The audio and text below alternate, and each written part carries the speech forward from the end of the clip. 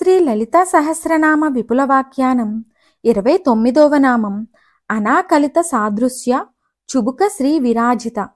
అమ్మవారి చుబుక కాంతి నిరుపమానము అనగా దేనితోని పోల్చి చెప్పుటకు సాధ్యపడని అంశము.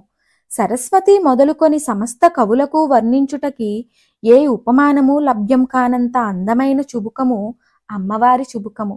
సాధకుడు తనకు తానుగా ఊహించుకొనవలసిన అందమైన చుబుకమే గాని పోల్చి చెప్పుటకు ఉపమానము లేదు. కొన్ని దివ్య విషయములు సాధకుని ఊహకు వదులుట సహజమైన ఋషి సాంప్రదాయము. సాధకుడు తనకు తానుగా కాంతి రూపమును ఊహించుట ఇచ్చట సంకేతింపబడినది. నామమును స్తోత్రము చేయునప్పుడు తత్సంబంధమైన కాంతి రూపమును ఉపాసకుడు ఊహింపవలెను. కాంతివంతమైన రూపమును తాను ఊహించి దర్శించుచున్న కొలదియు ఉపాసకునిలో కాంతి పెరుగును.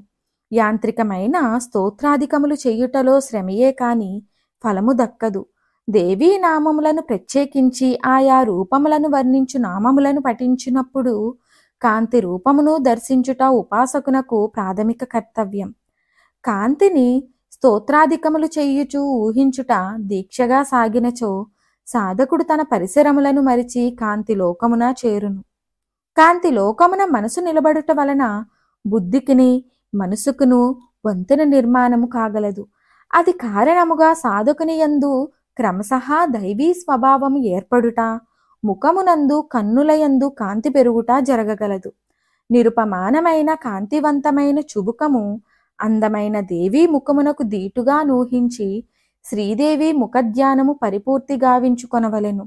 కేశపాసములు మొదలుకొని చుబుకము వరకు గల వర్ణనము స్తోత్రము చెయ్యువాని మనస్సును ఆకర్షింపచేయగాలదు.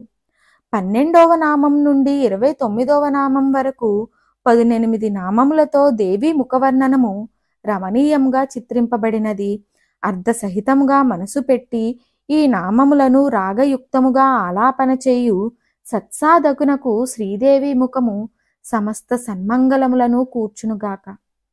మరిన్ని ఆధ్యాత్మిక విషయాల కోసం మా ఛానల్ను సబ్స్క్రైబ్ చేయండి. వీడియో నచ్చితే లైక్ చేయండి, షేర్ చేయండి, కామెంట్ రూపంలో మీ అభిప్రాయాన్ని తెలియచేయండి.